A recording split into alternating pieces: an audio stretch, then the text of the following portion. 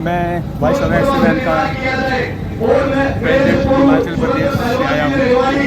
वैसे तो हम लोग 2014 से इस चीज़ के साथ जुड़े हुए हैं और 2014 में जब ये फर्स्ट वॉर बंद हुई थी तब से जो हमारा कुछ मतभेद जो संघर्ष करते चले आ रहे हैं।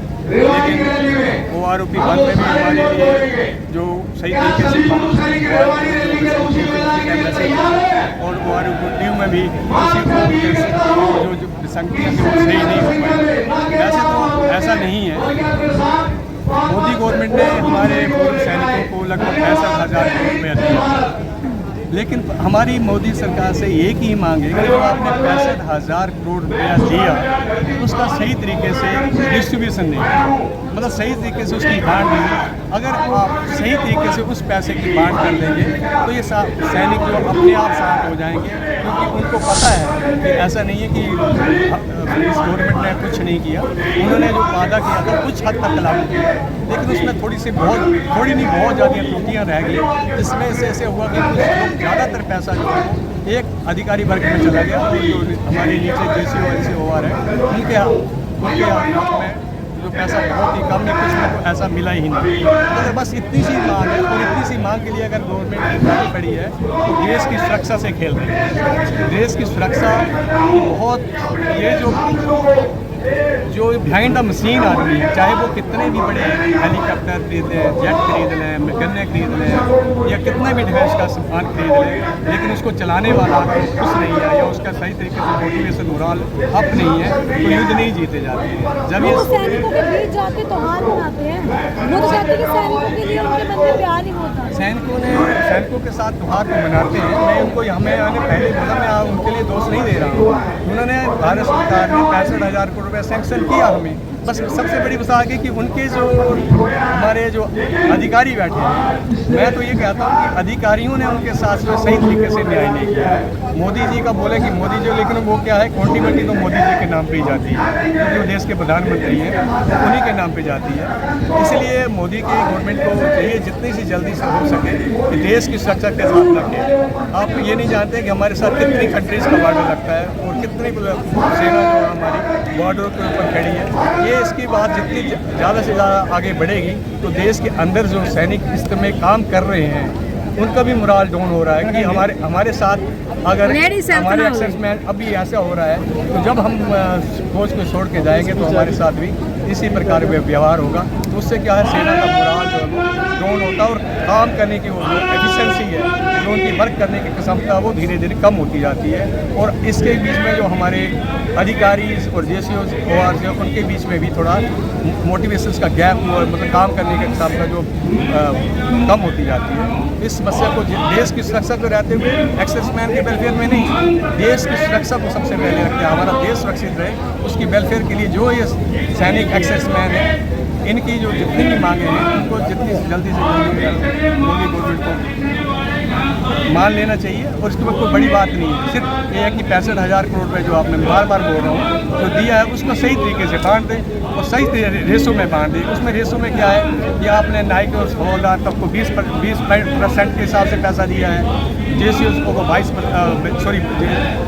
NCO को 22% और JCO को 20% के हिसाब से और अफसर को 50% के हिसाब से जो पैसा बांटा है वो 1% के हिसाब से बांट दें। अगर सबको 50% है तो सबको 50% के हिसाब से, अगर सबको 20% है तो 20% के हिसाब से उस पैसे को ही अगर एडजस्ट कर देते हैं तो शायद ये सारी जितनी भी हमारी मांगे हैं वो समाप्त हो जाएंगी। और ये हमारे यही है कि देश की सुरक्षा के साथ बार बार इसको मोदी को ज़्यादा लंबा नहीं खींचना चाहिए कि जल्दी हो सके इसको जो है समस्या को हल करें। मैं परमानंद दिल्ली से ही हूँ और मैं आज से 3.5 साल से जब से आरोपी की पहली meeting major general Satbir Singh ji Jantar Mantar में बैठी थी, 95% जवान हुआ करता था, 5% अफसर को बुला देना अगर होगा। अभी जो फंड का बंटवारा हुआ 95% जो फंड है वो अफसर को दे दिया गया, 5% जो है जवानों को दे दिया गया। आज जो ये आक्रोश है क्यों है, जवान ये नहीं कह रहे कि आप अफसर हैं, आपका अपना हक नहीं लीजिए, आप अपना हक लीजिए आपका, लेकिन इतना रेशो होना चाहिए कि एक जवान भी अपने बच्चों के साथ जीवन यापन कर सके। अभी क्या, हाँ अफसर समर्थन क्यों करेंगे जब उन्हें हक चाहिए था, उनको अपना हक मिल गया, वो आज क्यों नहीं बोल रहे। हमारे जनरल वीके सिंह जी हैं और जो डिबेट में बैठते थे बड़े बड़े जनरल, आज वो इन जवानों की आवाज़ों के लिए कोई अपना एक शब्द क्यों नहीं, चाहे वो हमारे नेगेटिव में बोले, हम आज भी सम्मान करते हैं, हम देश का सम्मान करते हैं, हम एक सैनिक हैं और मरते दम तक, चाहे हमारी 100 साल उम्र हो जाएगी, हम देश के लिए समर्पित रहेंगे। हम वो नहीं हैं। उन मिनिस्टरों को पूछो जो पार्लियामेंट में पॉलिसी बनाते हैं, कितने बच्चे उनके मिलिट्री में हैं। वो दर्द तो MSP का जो मामला है, एक बर्फ में अफसर को अलग अलाउंस, जवान को अलग अलाउंस। अफसर को मिल रहा है 15,000 रुपये अलाउंस, जवान को मिल रहा है 5,000 रुपये अलाउंस, जबकि जवान बंदूक लेके पहले आगे खड़ा रहता है। अच्छा, दूसरी विधवा, अगर विधवा 75,000 रुपये अफसर की विधवा को पेंशन मिल रही है, तो जवान की विधवा 15,000 रुपये में शहरों में 2 बच्चों का क्या पालन पोषण करेगी, क्या एजुकेशन देगी? ये आरोपी बना था सिर्फ लोअर कैडर के लिए, जवानों के, JCO से नीचे का, लेकिन इसका पूरा बेनिफिट ऑफिसर ग्रेड को। सबसे बड़ी मिस्टेक सरकार की है, फंड जब डिस्ट्रीब्यूट किया गया, जवानों का रिप्रेजेंटेटिव क्यों नहीं था? परसेंटेज के अनुसार अगर उसमें सिपाही है, लेस नायक है, हवलदार है, JCO है, तो उनके रिप्रेजेंटेटिव क्यों नहीं थे? अगर जवानों की आज ये दशा हमारी देश का दुर्भाग्य नहीं था। जवान भी रोड पे है, किसान भी रोड पे है, और हम विकसित देश बनना चाहते हैं 2047 तक। ये हमारी अभी की मोदी जी से विनम्र प्रार्थना है कि इस समस्या का अति शीघ्र 2000 चुनाव से पहले समाधान करा जाए, और नहीं तो ये देश के एक अनहित के लिए है। तो ये देश के लिए नहीं है, ये एक हमारी जो सेना की तंत्र है ना, उसमें भी थोड़ा मनमुटाव के भाव पैदा हो सकते हैं। क्यों? जिस तरीके से जवान आज ये फेडरेशन बनी है, अब मुंह खोल रहा है, पहले तो किसी को बोलने का हक ही नहीं था। फेडरेशन बनी है तभी से, आज बड़े बड़े नेशनल मीडिया कहाँ हैं? आप जैसे मीडियाओं को मैं नमन करता हूँ जो आज हमारी आवाज़ों को बुलंद करने में लगे हुए हैं। लेकिन कितने 3.5 साल से जंतर मंतर पे जो आ रहे हैं, उनको पता है कब से वो लोग कर रहे हैं।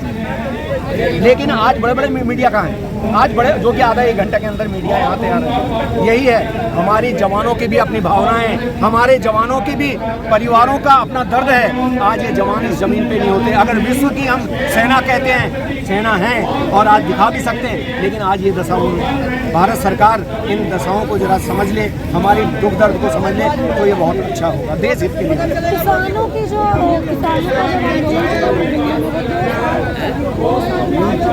चैनल लेंगे जी सर, तो आपको क्या लगता है?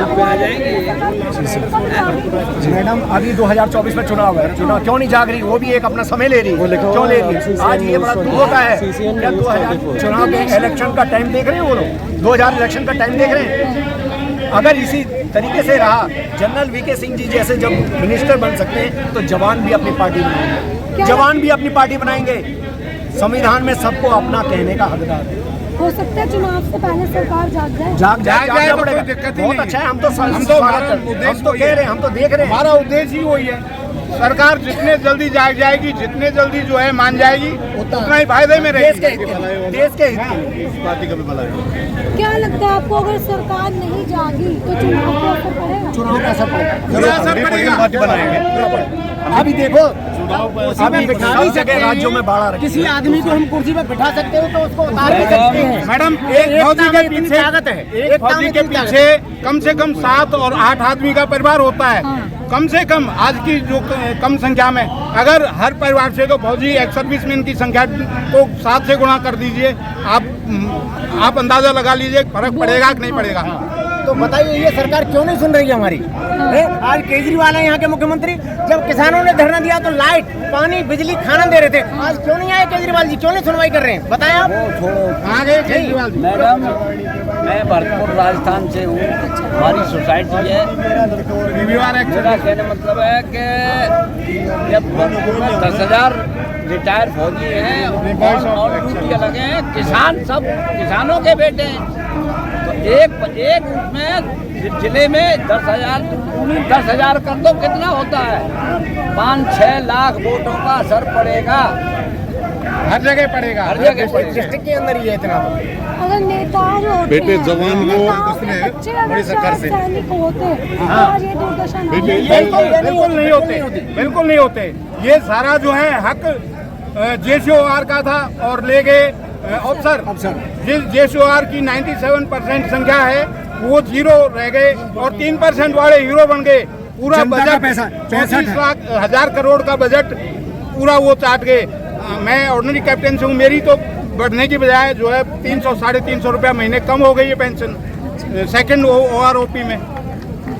जवान को और किसान का सब उसका नाम ही यूज करते हैं, लेकिन कोई उसके लिए कुछ करता नहीं है। अच्छा, जवानों का जो अब तक आप नहीं सन 86 से मतलब जो पे कमीशन आ रहा है, उसमें हर पे कमीशन में जवानों को डाउन और ऑफिसर को ऊपर लाया जाता है। और इसके लिए न तो कभी कोई गवर्नमेंट उसको देखती है, क्योंकि गवर्नमेंट को भी मतलब थोड़ा बहुत समझना चाहिए। वो जब पॉलिसी बनाते हैं तो उनको मतलब देखना चाहिए भाई किस चीज़ को क्या मिल रहा है। अग्निवीर को समर्थन करते हैं? नहीं, मैं अग्निवीर का बिल्कुल समर्थन नहीं करते, बिल्कुल नहीं। अग्निवीर होना ही नहीं चाहिए। हमारे असली जवानों की कमी है क्या? आप एक बात बताइए मैडम, ये धोखा है। मैं टेक्निकल से हूँ, मेरे को 3.5 साल लग गए थे मेरी को मतलब ट्रेनिंग कंप्लीट होते हुए। अगर मैं टेक्निकल एयरक्राफ्ट पर काम कर रहा हूँ, उसको लिए मेरे को 4 साल लग गया। 3.5 साल ट्रेनिंग, 6 साल उसमें MCF, मतलब 6 महीने MCF, 4 साल हो गया। अगर टोटल मेरी सर्विस 4 साल रही जाए तो मैं क्या करूँगा? गवर्नमेंट को क्या फायदा होगा? ट्रेंड सोल्जर तो बाहर हो जाएगा, उसको ट्रेनिंग देने का फायदा क्या हुआ? 4 साल में तो कंप्लीट ट्रेनिंग होता है। गवर्नमेंट का ऐसा रवैया सैनिकों के प्रति क्यों आ रहा है?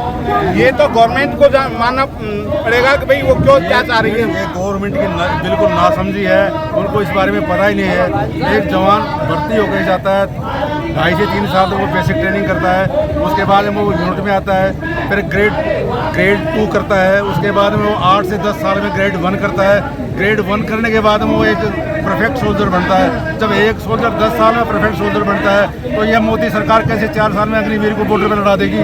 ये हमारी सेना के अंदर टूट फूट करने का ये इन्होंने बिजनेस खोला एक तरह से। ये सरकार की कतई नालायकी है, मैं ये बोलता हूँ।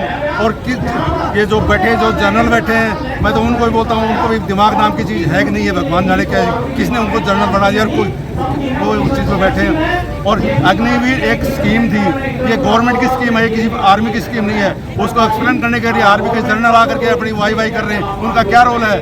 सरकार को आके एक्सप्लेन करना चाहिए। फौज के अंदर एक PRO, एक लेफ्टिनेंट कर्नल का अफसर बैठता है साउथ ब्लॉक में गेट नंबर 2 के पास में, उसका काम एक्सप्लेन करना। वहाँ एक जनरल बैठ करके 3 स्टार जो 3 मुंह बैठे बैठे हैं और वो एक्सप्लेन कर रहे हैं, वो सरकार की चापलूसी कर रहे हो, वो अपना काम नहीं कर रहे हो, उनका काम नहीं है वो। मैडम, जब भी जो ये अग्निवीर की पॉलिसी बनी, ये पॉलिसी है, ये गवर्नमेंट तंत्र ने पहले से किया कि रक्षा बजट को कम कैसे किया जाए। ये नहीं आज से पहले रक्षा बजट को कैसे कम किया जाए। उन्होंने रक्षा बजट को आज बलि का बकरा जवानों की इस तरीके से जवान आज जमीन पे बैठे हैं। ये बहुत दुख होता है। रक्षा बजट को आप जवान का हक छीन रहे हो और उन्हीं अफसरों को 20 साल से हर एक सैलरी में इंक्रीमेंट अफसर को दिए जा रहे हो। कभी सोचा सरकार ने, कभी उनके जब तक ऑफिसर्स के बच्चे वहाँ फौज में सियाचिन में जब तक वो लोग नहीं जाएंगे, मिनिस्टर लोग नहीं जाएंगे, उनको अपने जवानों का दर्द एहसास नहीं होगा। उनको अपने जवानों का दर्द एहसास नहीं होगा कि माइनस में कैसे रहते हैं। एक अफसर को 15,000 रुपये, एक जवान को 5,000 रुपये। इस डिफरेंट को तभी समझेंगे, उनको एक महीने उन बॉर्डर में बिताना चाहिए। सिंगापुर, बैंकॉक, थाईलैंड में अपने बच्चों को लेके नहीं पढ़ाओ विदेश में, लेकिन एक देश की भावना जागृति तब होगी जब वो अपने बच्चों को, चाहे वो IAS है, IPS है, कोई भी है। मैं ये प्रधानमंत्री नरेंद्र मोदी जी को मैं अपने मन की बात कह रहा हूँ। एक IPS, एक IAS, एक मिनिस्टर, एक MLA, MA विधायक एक महीने के लिए अपना उन बॉर्डरों पे जाके देखो कि एक बार टेंट लगा के देखो एक रात कैसे कटती है। डिप्लोमाधारी है, डिप्लोमाधारी में अगर आप 2006 से पहले आए हैं या 2000 से, तो आपको मतलब मिलता है 3600 रुपया। अगर आप 2016 के बाद आए हैं, उसी में डिप्लोमा आपका जो फर्स्ट ग्रुप है उसको मिलता है 6200 रुपया। तो ये कहाँ का अन्याय है? जब मैं एक JE हूँ, मैं JE सदा ही रहूँगा। जब मैंने JE की डिग्री ले ली, JE का काम कर रहा हूँ, चाहे मैं उसमें 96 में करूँ या उसमें 2006 में करूँ या 2016 में करूँ। लेकिन गवर्नमेंट ने क्या किया कि 2016 से पहले से 6 से पहले वाले तो JE अलग हैं, उसके बाद के अलग हैं, उनकी पेमेंट अलग है, उनको अलग कैटेगरी में, उनको अलग कैटेगरी में। ये पता नहीं कहाँ से मतलब किसने निकाला है और क्या ये मतलब उसका सैनिकों के साथ खिलवाड़ हो रहा है। बिल्कुल खिलवाड़ हो रहा है। ये हमारे हर लोगों के साथ मोस्टली मतलब ये क्या दिखा गया कि भाई हम 6200 रुपये दे रहे हैं। सिर्फ वो एक बहुत ही मतलब छोटे पोर्शन को 6200 रुपये देकर ये दिखा रहे हैं कि हम 6200 रुपये मतलब टेक्निकल वालों को दे रहे हैं, जबकि वो उसको 1/10 को भी नहीं मिल रही। हम गुड़गांव से आए।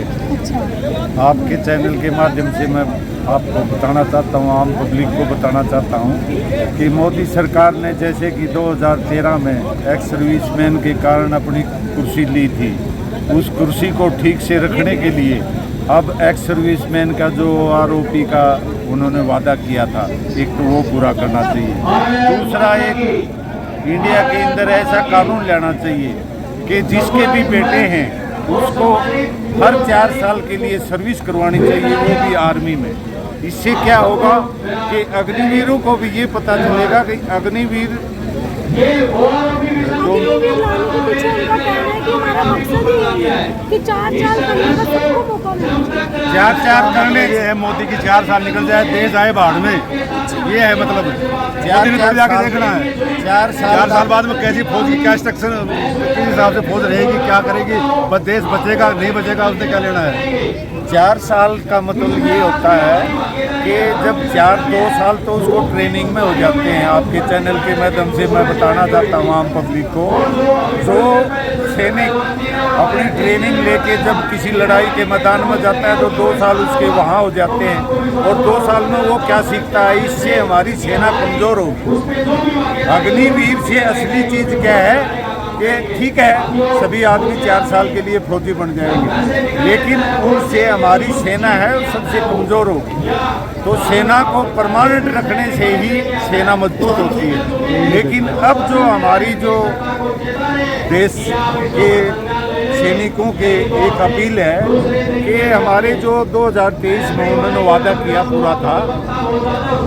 था उसको पूरा करना है। आपके चैनल के माध्यम से ये कहते हैं, नहीं तो आने वाले इलेक्शन में फिर एक्स सर्विसमैन दूसरा भी पलटा खा सकते हैं।